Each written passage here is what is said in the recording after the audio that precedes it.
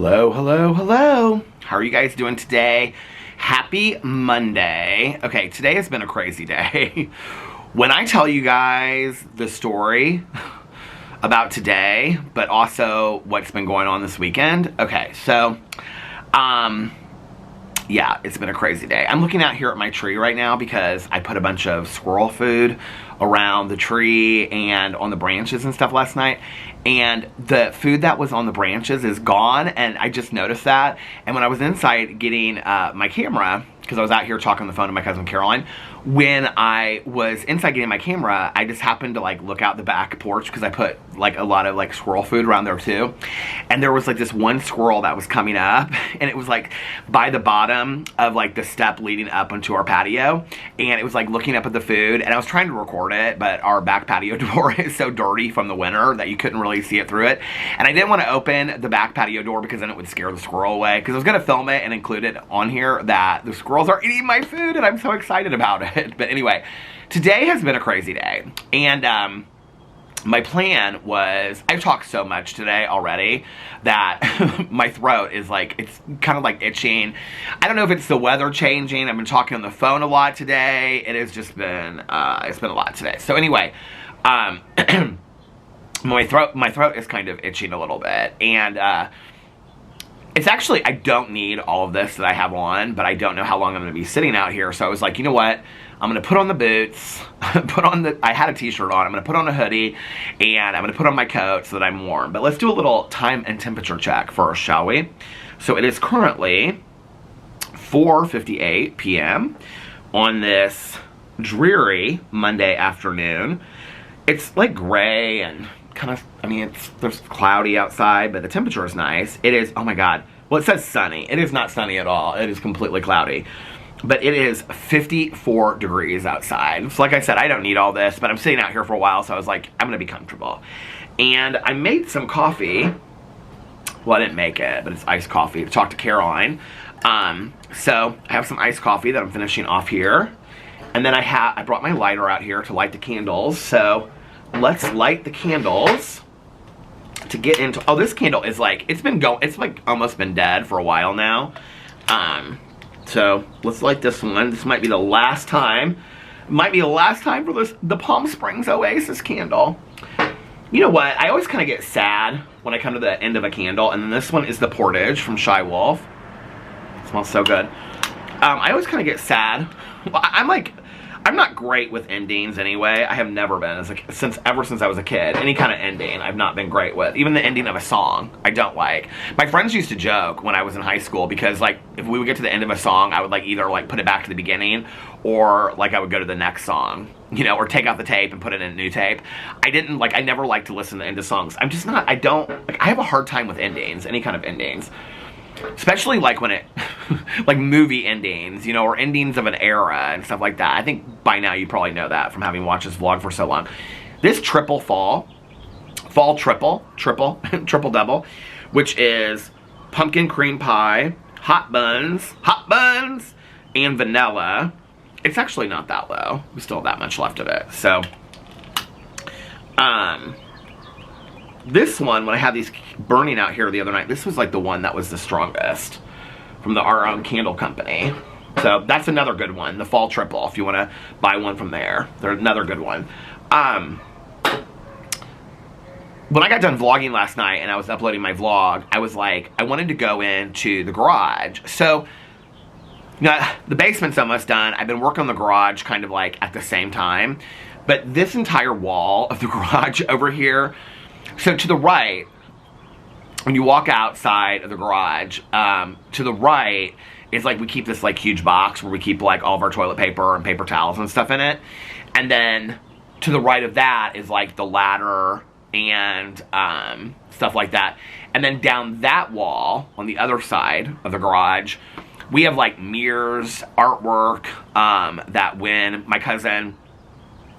Caroline and my Uncle Dave sold the house that my aunt and uncle lived in. Caroline was like, any artwork that you want of my aunt. So I've got like art. I mean, it's not really worth anything, but it's like a lot of J.T. Johnson paintings and stuff like that my mom and her collected. I've got those paintings over there, which at the bottoms, like the frames are warped and stuff now, so I'm gonna have to have them reframed. They've been sitting down there for like the last 6 years since my aunt passed away. Down there, and then all the gardening stuff is in the closet over there. Well, and then this side over here to the left, when you right straight shoot as you walk out, we have like our garbage can at the end, recycling can at the end, and then down this wall is where like all the packages I've ordered and stuff like that. Oh, I also to the right, I have the box of like the plastic box of stuff to review. But it's getting kind of to the bottom of that now. So anyway, I still have some Halloween stuff in there. Halloween like cereal and junk food to review that I haven't reviewed. It's probably expired by now. But anyway, to the left is where like stuff that I've gotten through the years that like props for my drama videos and stuff like that. They're all in the basement in like a big plastic container. I've sorted them all out. But over here is like the stuff that I bought through the years that like I'm not using right away. Like all the coffee, well, the one coffee that I didn't have in the house I found last night, which was a box of decaf. So I brought that in, but that's like the only box of coffee that I still have in the garage. All the other coffee I've gone through. But I have a lot of tea out there. So I still have boxes of tea out there, like K-Pods, like in boxes. But it's just, it's very organized, the boxes, but it's just boxes on top of bags of stuff that I bought at like Sullivan's Nursery, things I bought at Amazon. When I was talking the other day about last year when I bought the stuff at Target, to like grow the strawberries and the planters. I'm gonna do that this spring and summer, but that I never did last year. That's sitting out there in like a bag. I had all these bags, and so I'm going through all these bags and stuff because I was like, I know that I bought squirrel food, and because I remembered buying. I should have brought it out here to show you guys. I remember buying the little corn on the cobs that you put like on the picnic table. So I found this bag. I don't remember where. I must have bought it at Sullivan's or somewhere. I don't remember where I bought it, but unless I got it, maybe I got it online at Amazon and then put it in a bag. I don't know. But anyway, it was in a bag, like a plastic bag. And I have a brand new squirrel. It's like darker wood. The one that I had before was like just regular wood. This is my neighbor. She was walking her dog this way when I was talking to Caroline. So I have a darker wood picnic squirrel table that I'm going to put out in the back patio. And then I had a big bag of the squirrel feed that's like specifically made for like squirrels. And oh, it's two little dogs. Well, I've never seen those little dogs before. They're so sweet. The one dog is just like, it's like two, it reminds me of Boo and Tucker because they're like the same. They look like those King Cavalier dogs. Do you know what I'm talking about? But the one behind the other one was just like walking, there was nothing going on. They were just like walking, like, and their mom was holding them, and he was just like, the whole time just walking. There was nothing going on. Anyway, they were cute. One was like bigger and white, and the other one was like brown and white. Okay, I was looking at, on a side note, to not get totally distracted, I was looking at, as I often do in my vlog, I was looking at a Betty and Bean's Instagram last night, which I absolutely love, Betty and Bean's Instagram. And Betty reminds me so much of Boo Radley. It's not just how she looks, it's how she acts too. And they have this like Instagram story. So they live in London, and so they take Betty and Bean to the park all the time and stuff like that. And there was this one where Betty is just like running around all over the place, and it's so reminded me of Boo Radley and like how I originally started saying he's his own person because he just wants to do whatever he wants to do. And then I was going through these videos last night. Alex just texted me. I texted him that I was getting ready to start vlogging. What did he text me? He says he's getting ready to leave the office and come home. My stomach was not feeling great earlier. It feels fine now, like when I woke up. And so he was asking me if I wanted some Pepto-Bismol. And I told him I don't think I need it now. I feel better now. But Betty reminds me so much of Boo Radley. And so then I found these videos of Boo Radley. And it was right after we came back from some trip. And Boo and Tucker were like on the bed. And Tucker would like, you know, put his nose into the bed. They loved when they would come home and they were back in the bed. And Tucker was like putting his nose in the bed. I wish I could find the videos to show you guys because they were so cute. I mean, I'm sure I could. Hold on a second. it was interesting because I go in and I look at videos of like the dogs a lot, but I hadn't seen these videos in a long time. Where are they at? You can tell they had just gotten home because they were all like freshly groomed and stuff. And Boo Radley was like running all over the bed, and then he was like jumping on Tucker, and it was so cute. And look at this. I have videos of the squirrel on the picnic table. I was just talking about that.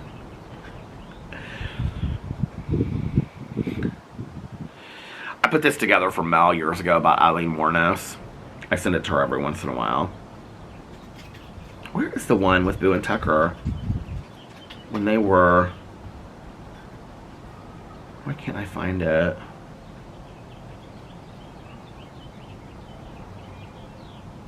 Melissa, when she was...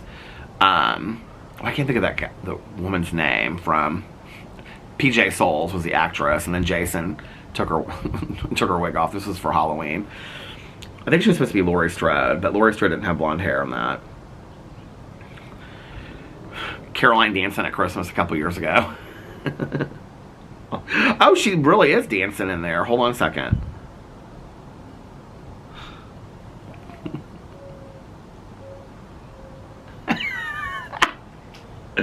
All right, Caroline. Where's the video of... Oh, Pee-Pee. Is this it? Oh, yeah. This is it. This is not... You can see a little Boo Radley. He's, like, going crazy on the bed. Oh, I miss that little guy so much. Oh, there's Tucker right in the camera. Oh. Anyway, I was looking at Betty and Bean's things last night. Betty reminds me so much of, like, this is what I was saying, when Boo Radley, like, how I came up with, like, he's his own person. I mean, she's totally her own person, too. Like, she just she loves Bean so much, her sister, but her best friend. But anyway, so I was in the garage last night, and I was looking through, so I was looking for the squirrel stuff, and I found this huge bag that I bought, wasn't expired, of like, it's this mix of squirrel food. It's supposed to like really like help like keep them healthy.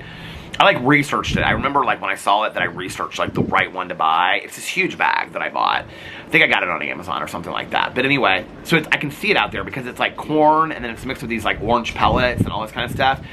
And so I put it, it's windy today, but the wind is not what blew it off because I had it very like set still, like on all, I mean all the branches are empty now. So, but I put it down around there. I said to Nikki last night, I said, do you think corn's gonna grow in my yard, like stalks of corn? She goes, maybe it could. Which is so funny because I can remember when I was a little kid and I would go stay at my Aunt Janny and Uncle Marv's farm in Fort Wayne. And I would be up there for like 2 weeks, you know, during the tennis championships. And I remember that like, cause they had a farm out there. And so we would like plant corn seed. I didn't know this at the time because I was so little, you know, I was like 5 or 6. But so we would plant corn, and then every day we would go out there to check. We also made a wedding dress for me out of newspaper. She sent me, did I show you guys the picture? She sent those to me years ago. But anyway, so we had like a whole wedding ceremony and in the basement.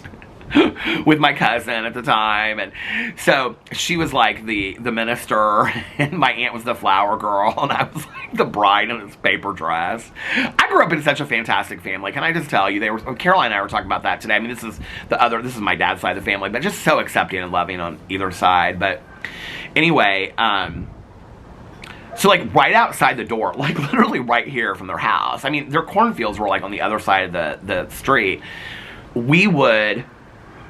I would plant corn seed, and then every day we would go out there to see if the corn had grown. So we would come out there and like, you know, the next day it would be like this high, and then the next day it would be that high. And so by the time I left, there would be like full-on corn, you know, out there and stuff like that.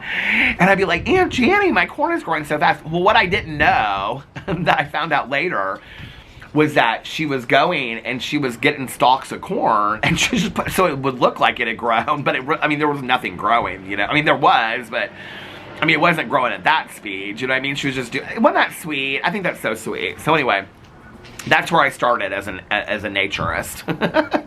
That's where I started my love of nature. Started with my Aunt Janny helping me plant corn back in the day. But anyway, so I was in the garage and I found the squirrel picnic table, and I found the bag of squirrel food, and then I found the corn, little corns on the cobs, are like this big, and I was like, I'm gonna save those for the picnic table, because the picnic table has like this screw thing that you put the corn on the cobs on, and then it just sticks on the end of it, and the squirrels come and they eat off the corn on the cob. So I'm gonna wait till this summer to put that out there. Or maybe I'll put it out there. I don't know, I should probably put it out there now while it's cold and stuff.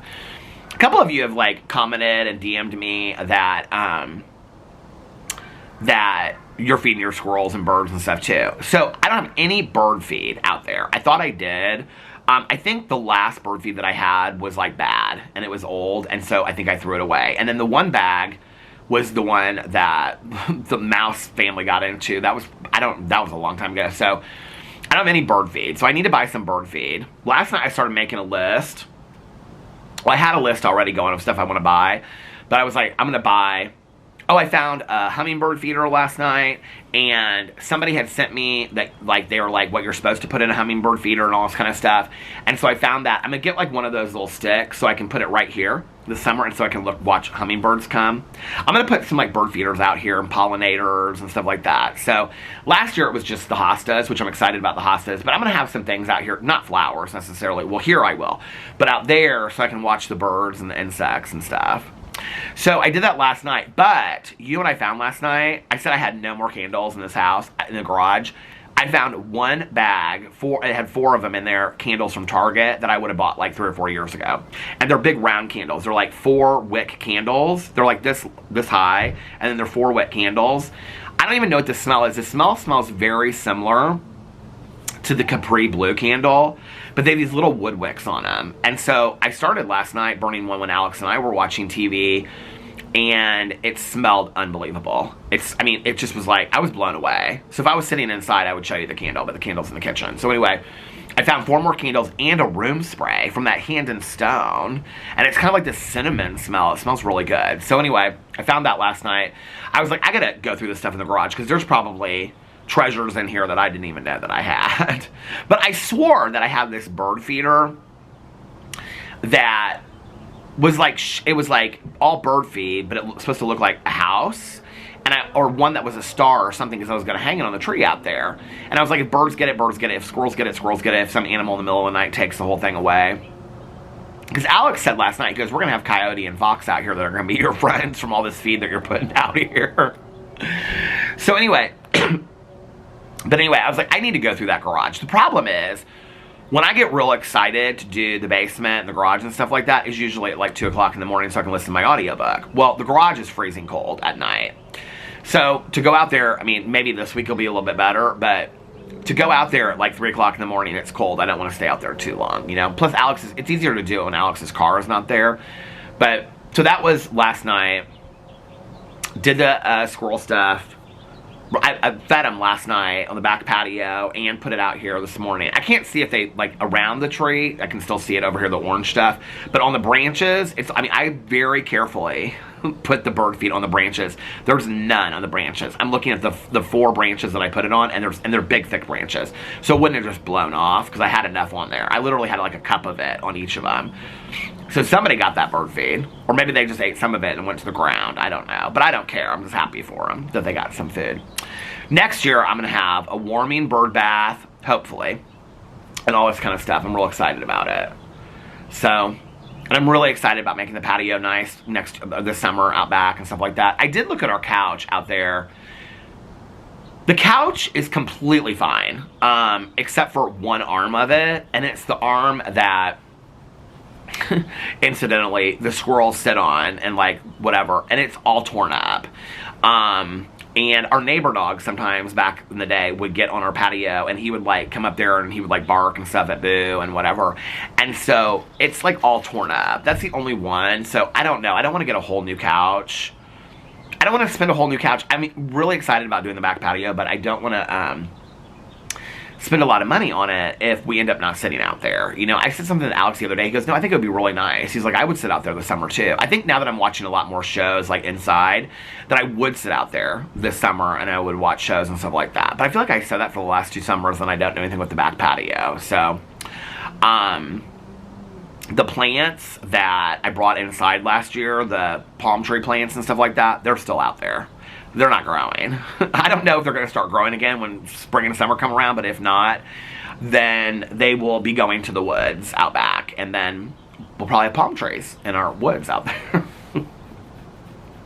We just never moved them off the patio, so they're still out there. Farrah and Fernalicious are doing good. Like I said, Fernalicious is doing better than Farrah, which kind of surprises me, honestly. I mean, both of them are doing okay. Like, they're going to make it through the winter. But Farrah has more dead leaves on her than Fernalicious does. And neither one of them, I mean, I hardly ever water them. I think that was part of the problem last year, was I watered them too much. My neighbor just came home, but it's the husband. And I want to talk to his wife about the Comfort of Crows before I buy one for her, because I want to see if she'll read it or not. So I'm going to buy one for her too. So last night, I'll get to the today and why today was crazy here in just a second. But last night, did the squirrel stuff, and then what else did I do? Got the vlog going, all that kind of stuff. And then Alex was just upstairs, and I was like, do you want to watch shows? Because we had a lot of shows to watch last night. So he came downstairs, heated up some food, and we watched Real Housewives of Beverly Hills. I'm so over this season. It's so boring. Like, it's hard to watch when, like, New York was volatile and toxic at the end of the season, but it was a good season. I know there's people that don't love the cast. I like the cast of it. Did you see they're coming out with this new Bravo show? Oh, I just want to say this first of all. So, this weekend, I started an Instagram for my Peter Watches TV channel. So, I love all of my channels for different reasons, but that Peter Watches TV channel, I mean, I have so much fun on that. I mean, I sit there and watch shows, and while I'm like, if it's not a show like Sister Wives I'm taking notes on, like now True Crime, when I watch it, I don't take notes anymore, because I'm like, I just want to give like my authentic reaction of just, I feel like when I watch a show and I just talk about it, like it's more enjoyable to hear what I have to say instead of going off of notes. Sister Wives, I feel like I have to have notes for it. So anyway, I'm having so much fun on that channel, that Peter Watches TV channel. I just love it. I mean, it's interesting because when I started it, I thought that what I was going to do, I thought I was going to be like one of those Bravo channels, like Up and Adam. I really like his channel. And there's a couple channels like that. There's some gal, I can't remember what her name is, but she's so funny, and she does like housewife reactions and stuff. I think if I end up doing like, so I thought I would do like drama of like the housewives and stuff over there. If I do that, I will probably end up putting that on my drama channel. Like, I've been thinking a lot about, like, in the next couple years, like, I don't know what I'm going to do with the drama channel. I mean, I love making videos over there. My video today was going to continue this Q&A that I had started this weekend, and then I have, like, 3 drama videos that I want to make this week that I already have, like, outlined and stuff like that. I love doing it over there, but the reality is, the people that I've talked about, I mean, we all know this, you know, that nobody's really talking about them a whole lot anymore. I don't love the TikTok and watching the TikToks.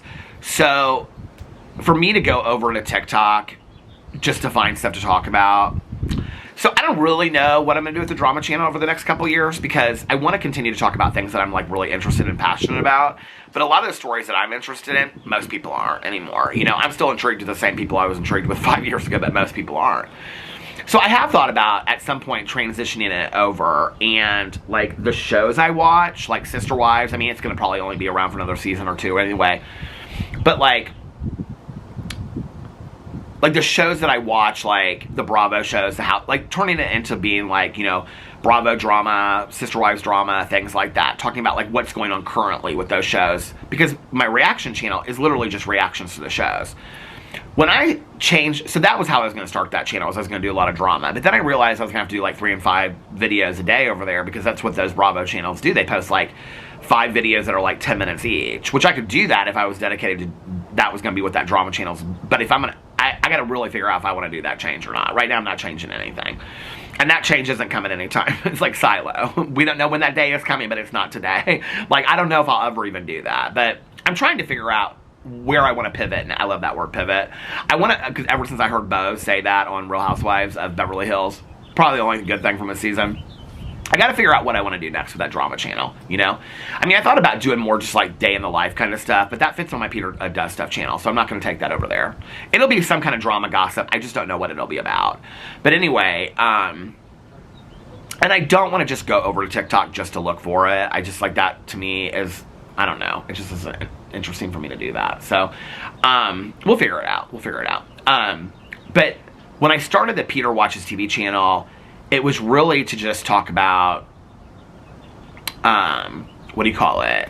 It was really just to talk about, like, the drama of it all. But then, at some point, I think it was with, like, the Ashley Madison documentary, I started just doing reactions to whatever shows I was watching, and I'm having so much fun over there. I love that channel so much. I just love to talk about TV shows. Y'all know, because I talk about it over here every day.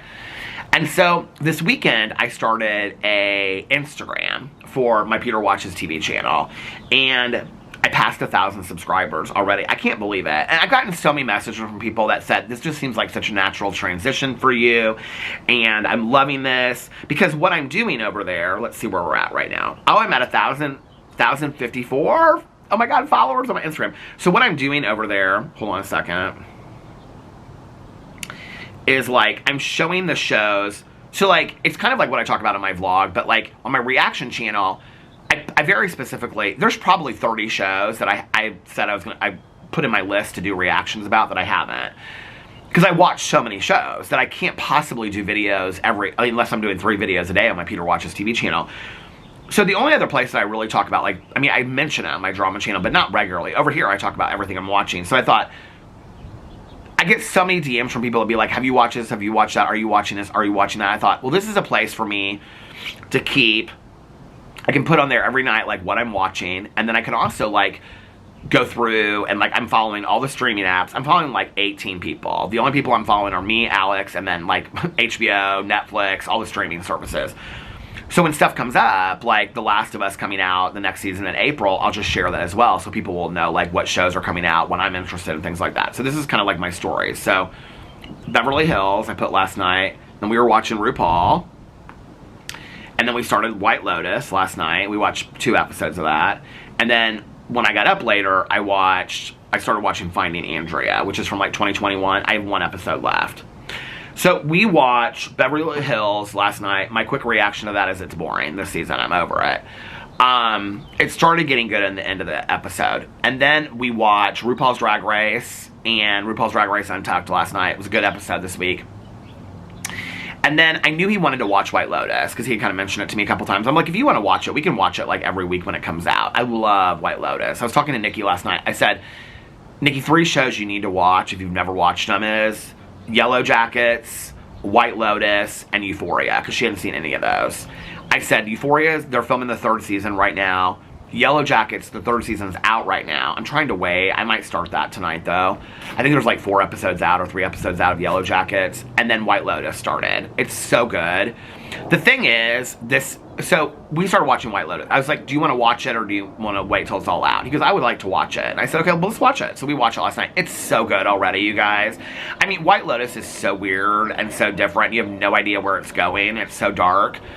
Parker Posey is in it. Oh my god, she is so good. She is so good, Parker Posey, so far. So we're like a half an hour into it, and I was like putting it in my list, because I keep a list of my weekly TV shows. So I was putting it in my list of like, so I was Google searching like, what day does White Lotus come out? And I saw that it came out on Sunday. So I was like, I go, Alex, we're going to be, and this point it was like 10:30, and I wanted to lay down and take a nap. So I said, we're going to be up real late. And he goes, why? And I said, because the 2nd episode came out at 9. He goes, really? So we watched both episodes last night. So good. It is so good. It's so weird. I mean, it starts off with like, so White Lotus usually starts off the first episode, like the first 5 minutes. I'm not going to say anything about the plot. The first 5 minutes start off with like how it ends. And so you go into it not really knowing, like, you know, how it's going and stuff like that. Hey, how are you? It's good to see you. So you don't really know, like, what it's leading up to. I was telling Nikki this last night, like, okay, you could go in and watch each season out of order, but there's, like, little nods to past seasons, kind of like American Horror Story, but even more so than American Horror Story. So the first season takes place in Maui. The second season takes place in the south of, I think, Italy. And the third season's in Thailand that we're on right now. I would tell you that you didn't need to watch the previous seasons because it's a completely new cast, except that this woman that runs the spa in Maui is now in Thailand for like a training, okay? But she's gonna play a very important part, referencing past seasons. People have wondered, like, if you haven't watched it, I won't, but people have wondered, like, what they're gonna do with Jennifer Coolidge's storyline. The battery stopped, the camera stopped. People have wondered what they're gonna do with Jennifer Coolidge's storyline, and it's gonna be tied in with her. So, you kind of need to see the previous seasons before you watch this season. But anyway, that's all I'll say about it. But it's good. It's very, very good. There's a lot of drama around the show coming out and stuff like that. It's like, it's interesting. Like, I don't want to get into that, but if you've watched, because I won't say, but if you watch it, you'll know. And yeah, I was as weirded out by it as I think everybody else. I didn't understand. There's a lot of weird stuff. There's a lot of weird stuff in White Lotus. Like I was telling Nikki that last night. But, so we watched that, and then it was late, and I was like, I've got to lay down for at least, at that point, it was like a little bit after 12, and Alex was going to bed, because he had to be at work at 8 this morning, and I was like, I want to lay down for just a little bit. So, I went upstairs, and I laid down from like, oh, Nikki and I were going to do a puzzle last night. So I can't remember what, now I got to look at my text messages to see. Because I told her, where are we at?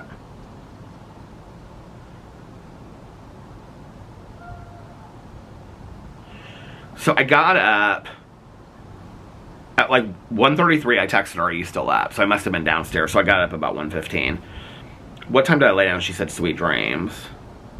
Oh, it was not after 12. It was 11:58. I was laying down. So I said, I'll text you when I get up to see if you're still up. She said, okay, sweet dreams. That was when I took a nap. And then at 1:33, I texted her. So I came downstairs. We were texting. I said, are you still up? She said, yeah, watching this documentary on that YouTube family. Then I called her, and we were talking on the phone and stuff like that. And then I was like, she told me about this show. She's like, Finding Andrea. We were talking, and I was sitting out here, and I was like looking through my true crime. And I was like, I feel like I've watched that. Because I'd seen the poster come up for it on Max, too. And she's like, yeah, I feel like I want to watch it. And I was like, well, I want to watch like a true crime. We were talking about the Micah Stauffer case, update on the family. And it just made me sad. That whole documentary, it just is weird and it's sad. And so anyway, we were talking a lot about that and what our feelings about that. So I said, I want to watch like a true crime. And so she was talking about Finding Andrea. And I was like, it's not listed on my true crime list because I write down every true crime show that I've watched. And so I was like, well, I guess I haven't watched it. But I was sitting out here, so I didn't have my iPad to go in and look and see if there was a trailer for it. So I said I was going to go watch that. So then she was, I can't remember what she was watching, but then she said she was going to go to bed. So we didn't do any puzzles last night. Oh, when I went inside, after I got off the phone with her, I looked up the Finding Andrea, and I was like, oh, I haven't seen this before. I started watching like the first 2 minutes of it. And I was like, oh, I haven't seen this before, so I wanted to watch it. I still have Matlock from last week. I'll probably watch that tonight to watch. What did I add to my list? I added some things to my list last night. Hold on. Sister Wives was not on this week. I checked last night. So, Beverly Hills, Found, Matlock this week. Matlock, and then I have LW. That means last week. Elsbeth, Traitors, RuPaul's Drag Race Untucked. We already watched White Lotus last night. I put Yellow Jackets. It's got 4 episodes.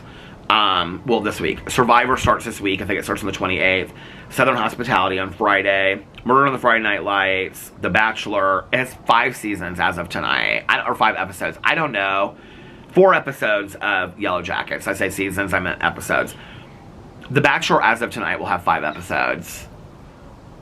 I don't think I went in and read all the comments from last night, but I think I said, is anybody watching it? Is it worth watching? If anybody's watching The Bachelor this season, it's worth watching, let me know. And then Too Large, I have one here. But then I have all these shows to binge. Oh, their contractor's leaving for the day. Doesn't his truck sound like a boat? It's like a brand new truck. It's like this beautiful truck. It sounds loud, doesn't it? So I was like, I told Nikki last night, I was like, I've got to get some reading done because I wanted to read this whole weekend and I got some reading done, but I didn't get a lot done. So last night I read, I think 4 or 5 chapters of The Comfort of Crows. I'm into fall now. So I'm like at the very, like, I think I have like 70 or 80 pages. less than that, because I was like, they have like 60 pages left, because I was like, I'll have to read like 10 pages a day to get it done by the end of February. So, it is so good, you guys. I mean, it is, this book, like, I don't know, it's the best book I've read in a long time. So anyway, I read that, and then The House of the Unholy. I was supposed to get some delivery today, and I don't even know what it was that I ordered, but now the UPS truck is coming, so I'm wondering if this is my delivery. I didn't even know what, I was like, what is this that I'm supposed to get? But anyway, went the other way. So I read, I don't know, 20 pages of The Houses of the Unholy by the Ed Brubaker, that graphic novel. It is not, I will tell you right now, it is not for kids whatsoever. I mean, it's I think, somebody said it was based on, like, video games or something like that, or I don't know what. But it's not for kids at all. I mean, it is mature material. So, I mean, the storyline and everything, it's good, though. It's a really good story. I mean, it goes even deeper than I thought it was going to go. I mean, some graphic novels are just kind of surface level. But it's about this girl that, anyway, I mean, she's like on the run with this FBI agent, and then you find out stuff about him, and then her brother is like, now, like, he's like 40, and he's like into all these like online forums about conspiracy theories and all this kind of stuff, and he's tied up into this whole thing somehow. I mean, it's so deep, but it's really good. So I'll probably finish that tonight or tomorrow, and I gotta read a little bit more of The Come for the Crow. So that's all I read. Maximum Ride, I need to like really, I mean, it's like I've been reading that book for like 2 months now. So I read a little bit, and then I started watching Finding Andrea. And I watched the first 3 episodes of it, and then I went to bed.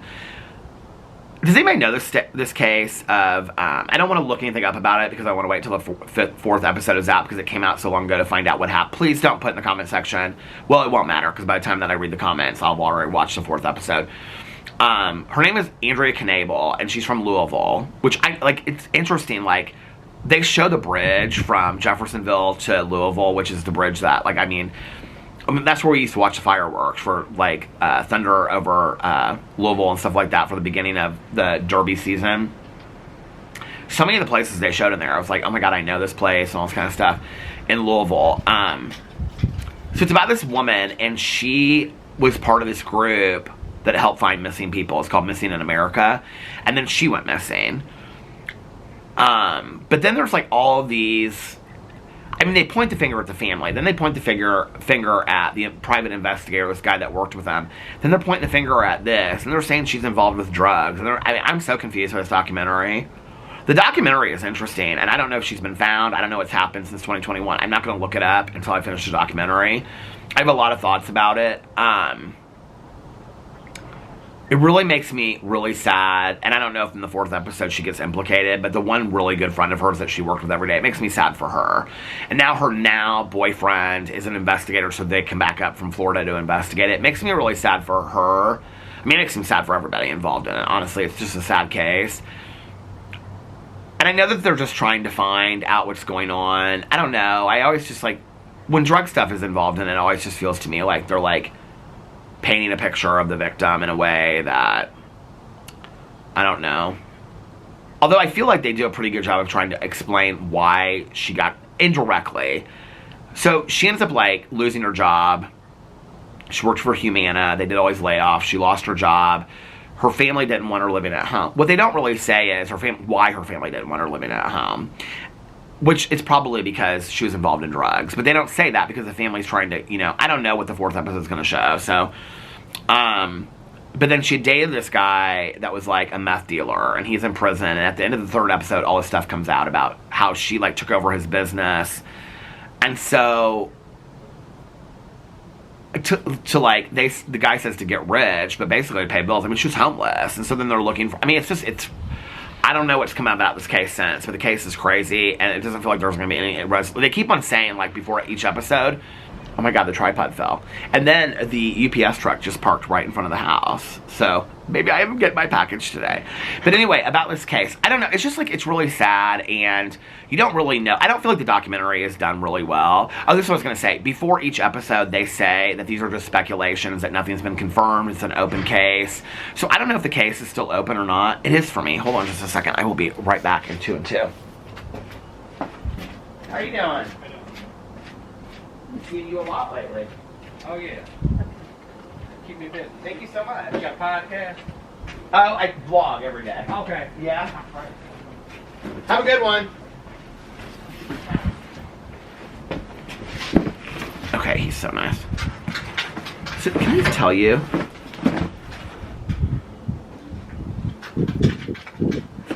Okay, I want to open this because I don't remember ordering any shoes. I just don't remember ordering any shoes. Unless these were the sandals, those Nike sandals, because the other ones didn't fit. But it says it came from Birkenstock. So, like, it came from Birkenstock? Oh, I did order these. I forgot about these. I'll save them for a haul. They're not Birkenstocks, and they're not those Nike ones. Oh, I forgot that I ordered these. Okay, it makes sense. Well, they came from this Birkenstock store in San Diego. Anyway, okay, so, oh, I'm excited about that. I'm excited about that. Okay. When I show those, people are going to laugh so hard when I show these. They're not Crocs. There's something that I don't think, I talked about them probably a year ago, I think. Well, last summer I talked about them on here. I'll let you guys guess what they are. They're a shoe for summer. I'm not going to show them till the haul. But this tape is like blowing in the wind. And that's going to drive me crazy, so I got to move this over here. Hold on a second. Just move it with my foot. Because I'm so lazy. Just move it with my foot because I'm so lazy. So anyway, at the beginning of, like I was saying, at the beginning of each episode, they say, like, these are just conspiracies, speculations, things like that. Like, nothing's been confirmed by law enforcement. It's still an open case. So basically, they just point the finger at everybody. I mean, at one point, they're talking, I don't know what comes out in the 4th episode. Like I say, I haven't watched it. But that the sister could have been involved. The brother-in-law could have been involved. Or her fiance or whatever. And then the drug dealer is talking about she owed this guy money. And then supposedly this gal that she worked with missing in America drove her over the bridge. And then that comes out not to be true. This is what I don't love about true crime documentary stuff. Even though it shows the investigation, like, in real time, is that when true crime documentaries go down an entire, like way of thinking, like, oh, it's this. I mean, they spent so much time about this gal that drove over the bridge to find out that then the one friend's boyfriend, who's an investigator, says, can you get the, because she had to pay, like, a toll for it. Which, I don't know why she had to pay a toll for. It was, like, $8 toll. I don't know what the toll was for. Because you don't pay a toll going from Louisville to Indianapolis. Unless it's, I haven't been down there in so long that you do pay a toll now. But I don't remember any toll you pay on that bridge. But anyway, something she paid.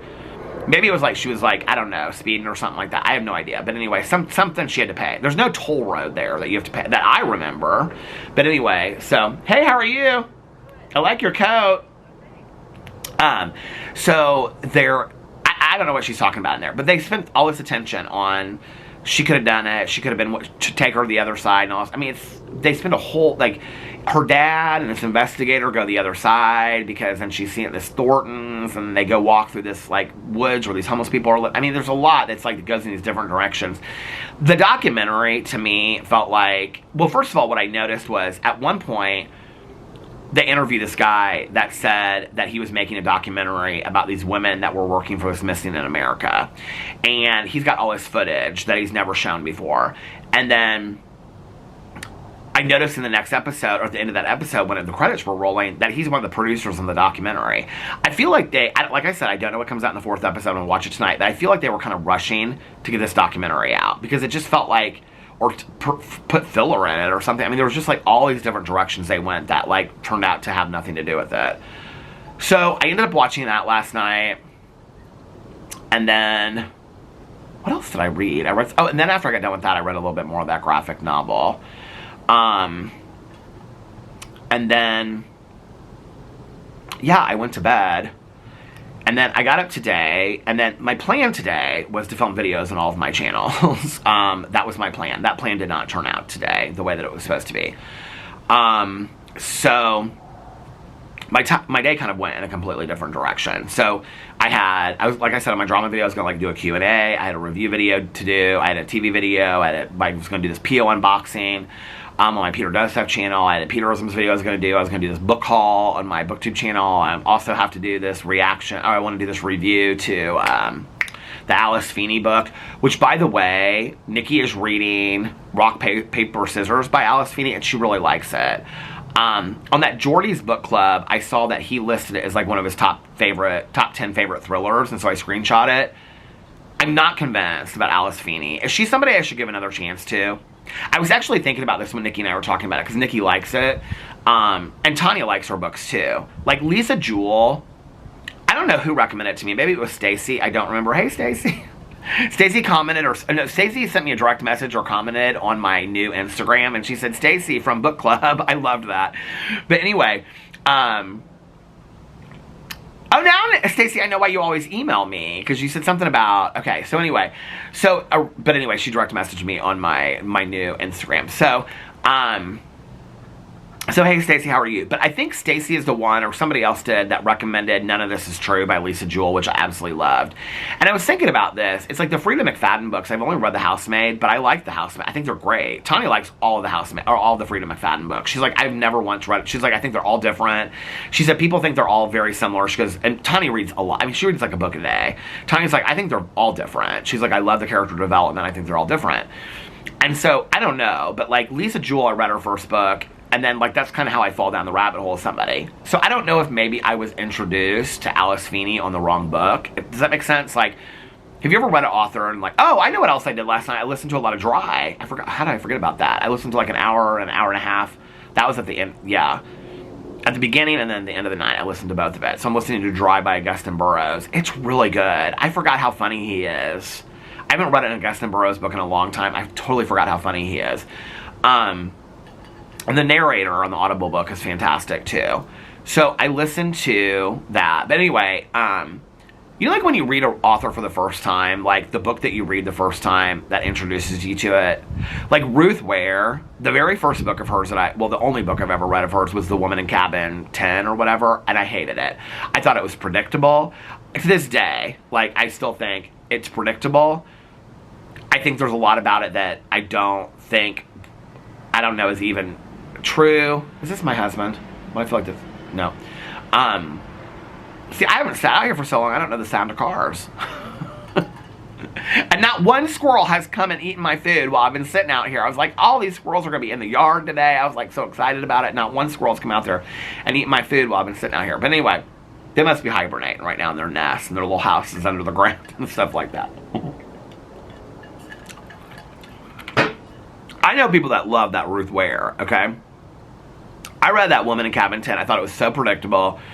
I thought it was a cheat. I hate books that are cheats. That, like, in the last 5 pages, they introduce something that, like, it ties it all up. I hate that. It's like, you read 400 pages of a book, so that in the last 5 pages, they can introduce something that ties it all together. I don't like that at all. What's the book that I just read that does that, too? The Paula Hawkins book just did that. That I listened to it when I was in the Blue Hour. Oh, my God. It pissed me off so bad. You know when... That's the wind. I was like, is that Alex's car? It's the wind. Because it kind of surprises me he's not home yet. But anyway, Paula Hawkins in the Blue Hour, she did that too. It was like in the last chapter, she introduces something that ties the whole story together. And I'm like, okay, but I like to read thrillers that you can kind of figure out as you go along. When they introduce shit in the last chapter or two, I think that's so unfair. So anyway, Ruth Ware's book, Woman in Cabin 10, I did not like that book. I had such issues with that book. The other one was... What was the book about the people that lived in the houses? I mean, the book's been out since I've been on BookTube, so I don't want to... Oh, what's the book called? She's got another book. I can't remember what the name of the book is, but... I have another book of hers inside because I thought I'll give her another chance. No, it's not E.L. James, because she wrote 50 Shades of Grey book. Book, drama, class, or something like that. Drama-Rama, I think is what it's called. The other book of hers. I'll tell you the other book that I had a huge issue with. Okay, Drama-Rama, E.L. Lockhart. What's the book that she wrote, and I read it because John Green said it was like such a great book. What was the book? We Were Liars. Did you guys read this book? Okay. So this book, We Were Liars, what year did it come out?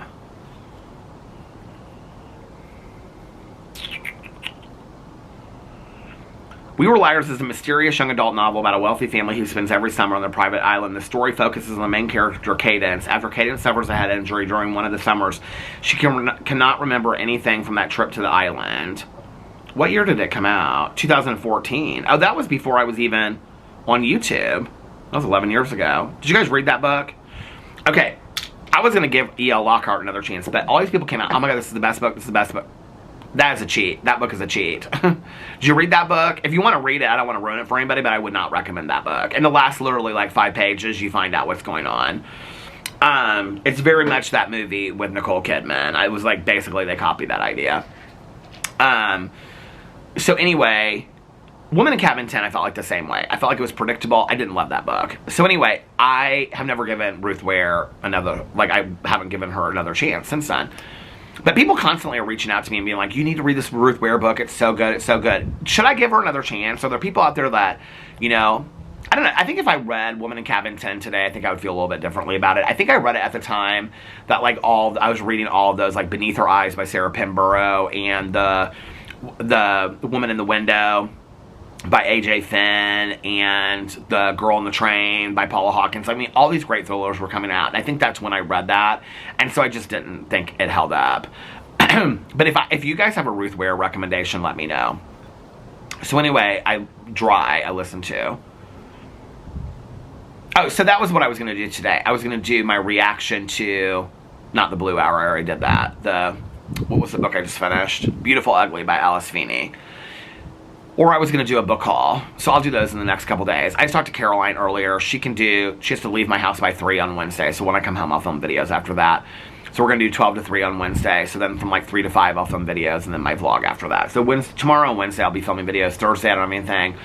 Friday, we have therapy. And then after that, I'll probably film videos. So this whole week, I'll be filming videos other than today. Because today just got kind of like, I don't know, just did not go the way that so I had all these videos I wanted to film. So I got up today and alright, so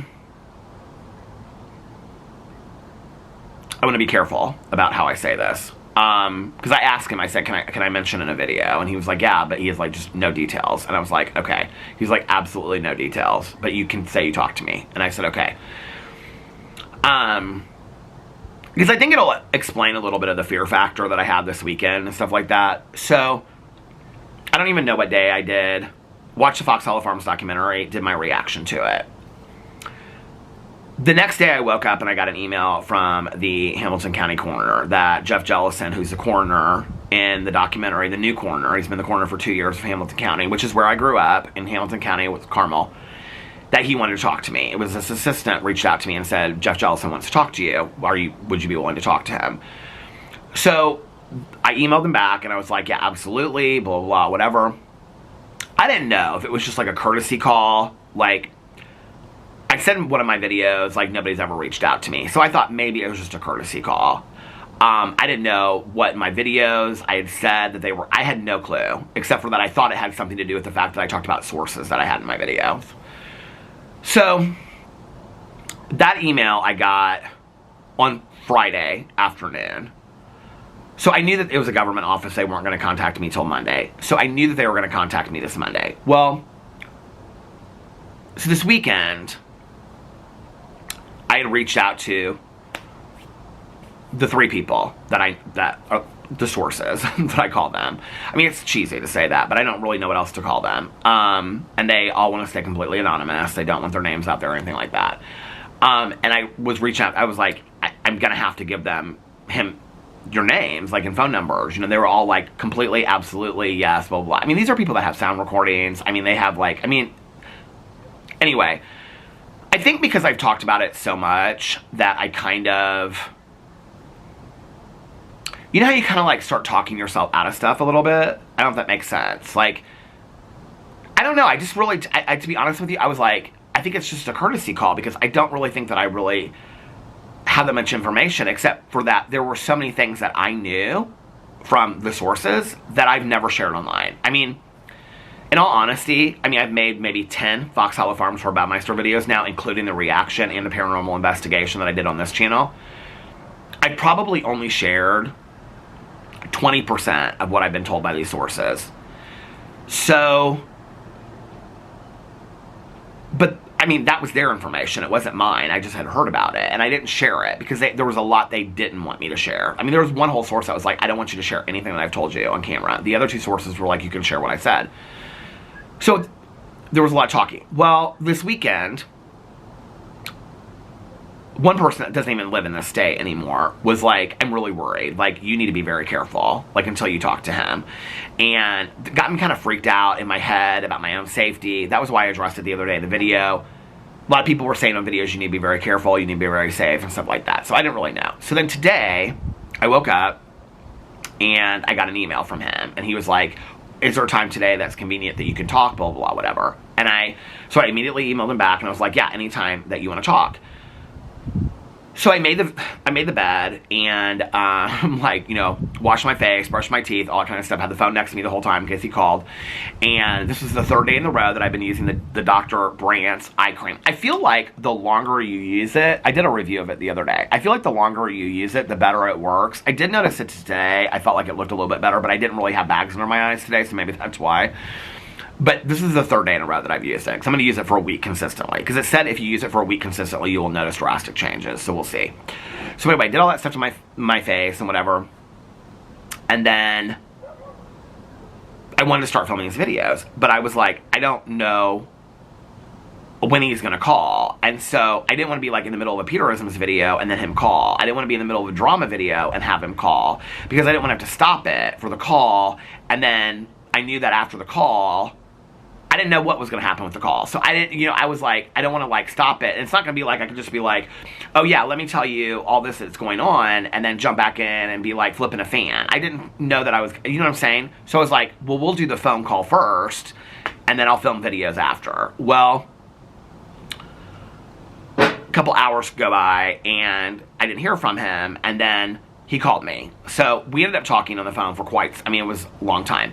At first, he wanted me to come in. He was like, would you be willing to come in here, blah, blah, blah, we can schedule an appointment. I said, yeah, that's fine. I talked to him about not driving and whatever, and he was like, well, we can come to you, if you want us to come to you. And I was like, you know, either way, whatever. And so I can't really get into, I can't get into any of the details of what I talked to him about. But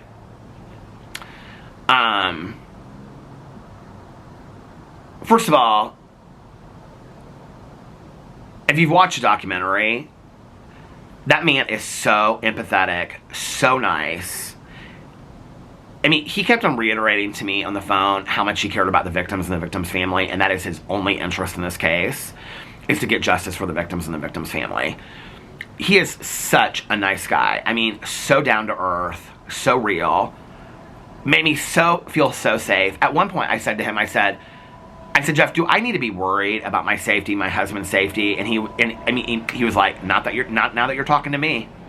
I mean, he was so very real, down to earth, made me feel very safe. Anyway, so I gave him my sources' names and phone numbers, and he was going to contact them.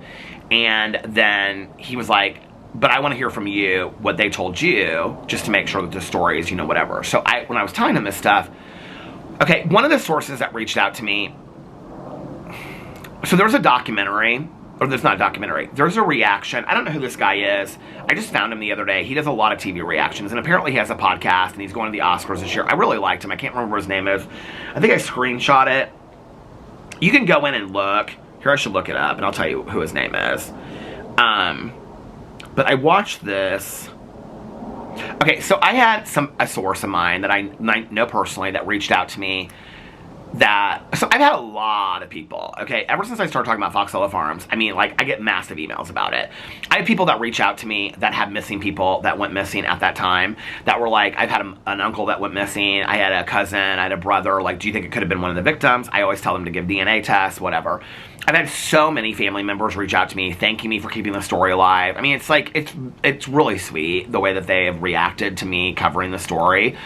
You know, and I told him today, I said, my interest at the time of doing the story was, I just remember it going on, like the people going missing, and then I flash forward, I'm sober, and I've seen, because I told him about being sober and whatever, and I said, flash forward, I've seen the A&E documentary, and that's really, he goes, he watched all of my videos this weekend. I said, oh, I am so sorry that you watched all those videos. He started laughing. I was like, I am so sorry that I put you through that this weekend. He was like, no. He's like, you have more information than you think you know. I was like, what do you mean? Well, then he started asking me very pointed questions. So, one of my sources had reached out to me a year and a half ago about something. This was the one person that did not want any of the stories online, that had really, like, okay, Herb Baumeister allegedly took gay men back to Fox Hollow Farms and killed them. Okay, it's now been insinuated that it could possibly be more people than that. I can't get into the details of what I know any more than that right now. So I had somebody that alleged something that, like, had nothing to do with that, like, but still involved Herb Baumeister and a group of people, but had nothing to do with that. That I thought, there can't be any truth to this story. Well, there's a reaction video to this. Hold on a second, I will tell you who the guy is. He interviews the director of the documentary. It's very well done. I really like this guy a lot. That does these his reactions to shows that most of the shows that I watch. Fox Hollow Murders. This is Alex coming home right now.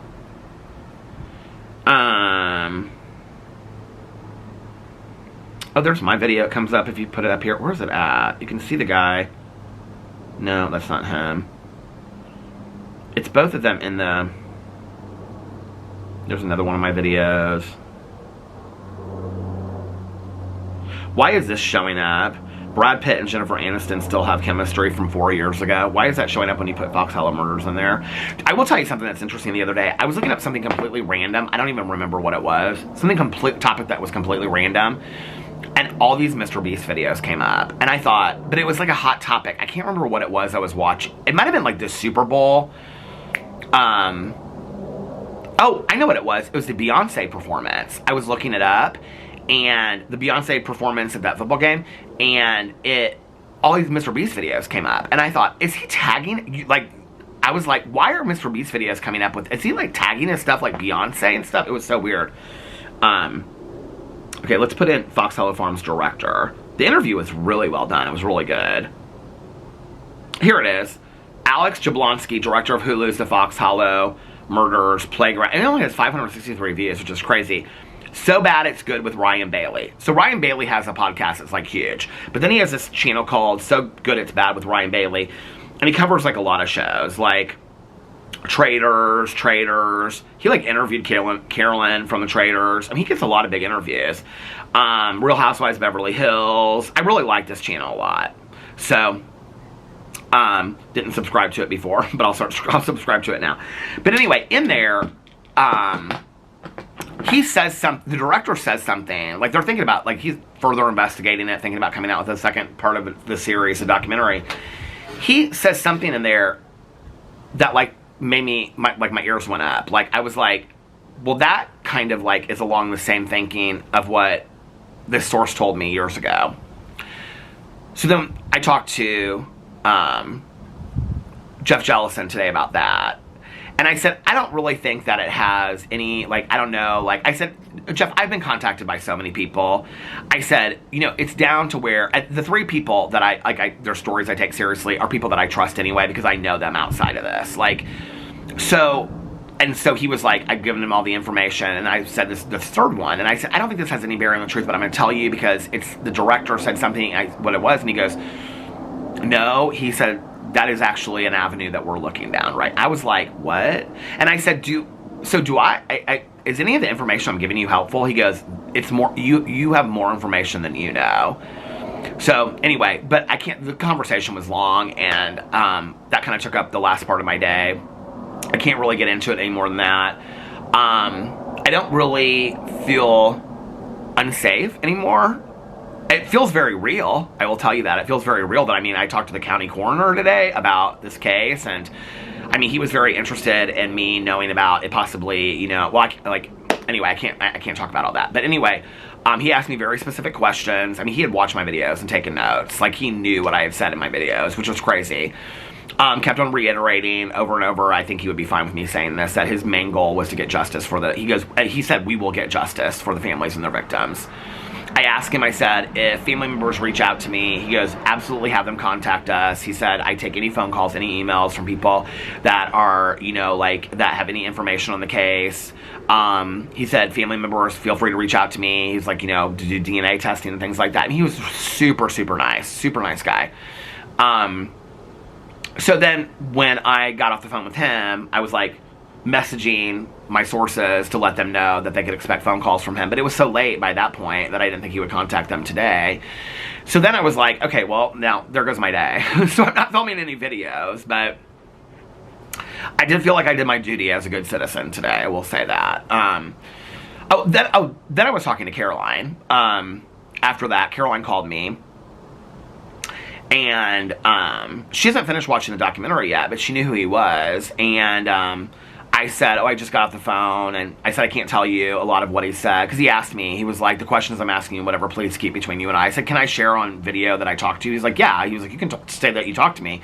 And then I requested to talk to you. He goes, but please don't share any of the information that we're talking about, any of the details.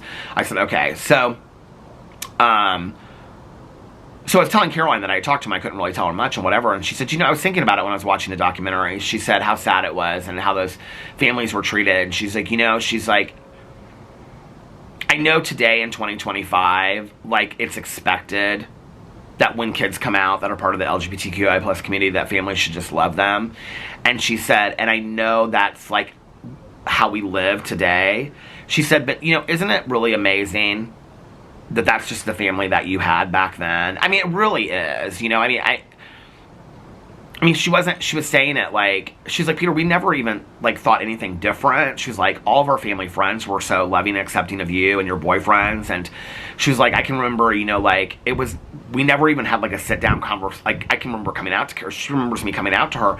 But she was like, I don't remember ever having a sit-down conversation with my mom and dad, like, about, like, well, Peter's gay. And, you know, there was none of that. She was like, it just was, you know, like, well, Peter and his boyfriend are coming over this week. She was like, you know, I said, yeah, I think it was really love and kindness that we had from our families, from both of it, from my dad, from my stepmom, from my stepmom's family, from my dad's family, from my mom's family, from my Aunt Kathy, my Uncle Dave. I'll never forget, you know, sitting down and talking to my Aunt Kathy about coming to our wedding and, you know, saying all of a sudden, she's like, do you think this is the first gay wedding I've ever been to? She was like, you know, she'd been to like a couple at that, I think two at that. One of her best friends' daughters was, you know, married a woman. And she's like, Peter, this isn't the first gay wedding that I've been to, you know.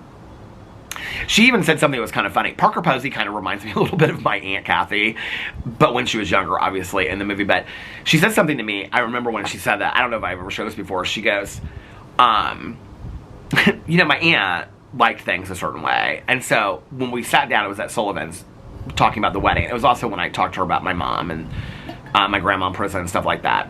She said, this is not the first gay wedding that me and your Uncle Dave have been to. She goes, in fact, the last one that we went to was at the Ritz-Carlton.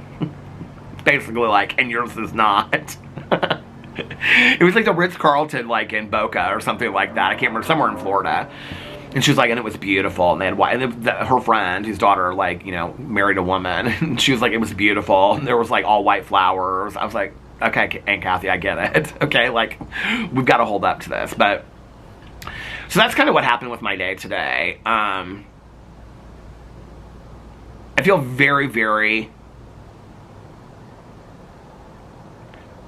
makes me feel good that he's on this case, you know? I said in my reaction video to it, I said... Well, I said to him, I said, is this just a courtesy call? Because if it is, I really appreciate that. Because I did say in my video, like, nobody's reached out to me. He goes, I heard you say that. He goes, but no. He goes, I think you have some very valid information that he goes, some of the things you've hinted at match things that we know that we didn't come out with in the documentary. So that's when he asked me very specific things. Then when I got at him and I told him, like, I read, like, things that, like, my sources had told me, things I've never said on video before, he was like, this is very interesting. And they have information they've never even told me before, because some things to do with, like, names and stuff, I was like, I don't want to know that stuff. I said, do not tell me names, save that for the authorities. And, you know, I will say this, but part of the concern of this, the camera stopped. The battery's also at the halfway mark, so it might die soon. But part of the concern of some of the sources coming forward was that there was a lot of concern that there was cover-ups, and he asked me about that, and I said they were really worried to come forward. He goes, I've heard a lot about that. He goes, and I totally understand that. So, but anyway, he was really, really, really nice, and I mean, he said to me a couple times, he goes, we will find, I mean, he didn't say, I hope, he said, we will find justice for the families, and I was like, I love this guy, you know, and I said to him, I got kind of teary at the end of it. He said to me, he said, he doesn't want me to share details of the questions he asked, but the other conversation around it, I think he said he was fine with. He said something to me at the end, and he said, I'm really sorry. You know, we talked about my sobriety and me getting sober after that. And Stephanie was like, I'm really proud of you. I thanked him for his service and things like that. And I said, he said, I'm really sorry that as a gay man at that time,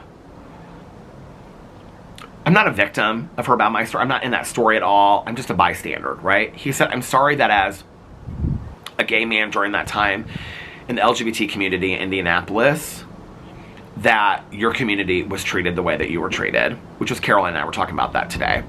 About when Caroline was watching the documentary, it was interesting what she focused on. She said the way that gay people were treated in Indianapolis back then was horrible. She said absolutely horrible. That's how she talked about like a loving family and stuff like that. And he said to me today, he goes, I apologize for how the gay community was treated back then. And I said, I'm so thankful for you for having the empathy that you do for the victims, that you see them as human beings. He said, they all have stories that never ended. They were human beings that had futures that were taken too short. He was just so genuine. It was so nice. And, you know, to hear somebody in this case, I'm just one gay man that was part of the community at that time. I wasn't even directly affected by it at that time, you know? And to have somebody say that, I don't know, it's just like, you know, it's interesting. One of the things that, like, when I'm with Tanya that she's taught me is that when somebody will share something with Tanya that they've gone, like, something horrible that they've gone through, Tanya taught me this. Trauma, abuse, an incident, anything horrible. I've been there with Tanya when somebody will share something with her like that, and Tanya will, like, put her hand on their shoulder or grab their hand, and she'll say, I'm really sorry that you went through that. You did not deserve that. And I've seen the look in people's faces when she says that. And I'm, like I said, I'm not a victim. I'm just somebody that's interested in this case, and it started with me, you know, watching the A&E documentary, being part of the community, and this is where we're at today. But I've seen people's faces. I'll never forget this one person Tanya was talking to, and she said to Tanya, she goes, nobody has ever said that to me before. It was something that had happened 30 years before. She goes, nobody has ever said that to me before, that they were sorry that it had happened to me. You know, just to hear somebody say, I'm sorry your community was treated the way that your community was treated is, you know, we live in such a weird world today, but just to hear somebody say that and be so empathetic to the fact that we lived through some shit, you know, in the LGBT community, but we still do today, you know, but we did back then. And I think out of everything in the phone call, that was probably the most powerful thing. You know, when he said that to me, I thought that was really cool. So it's been kind of a strange day. It's been kind of a strange day. And so yeah. So I decided, I was like, I'm just going to vlog. I'm not going to rush and do a bunch of videos. I'm going to relax tonight. And then tomorrow, I'm going to get a lot of reading done tonight, too. So tomorrow, fresh start. I got my list already made of videos because I didn't make any of those videos today. So those videos will get made tomorrow, and I'm excited about that. So, yeah, I'm going to get off here now. I hope that you guys are having a magically amazing Monday, and that you're going into this week on a positive note. We're going to have a good week, like I said yesterday. This week's going to be a good week. I hope that you guys are having a great Monday, and if nobody else has told you this today, I love you guys, and stay safe. Love one another. Put kindness out there in the world. Feed the squirrels and the birds. Take a moment in nature. I love you guys, and I'll see you tomorrow. Bye. Love ya.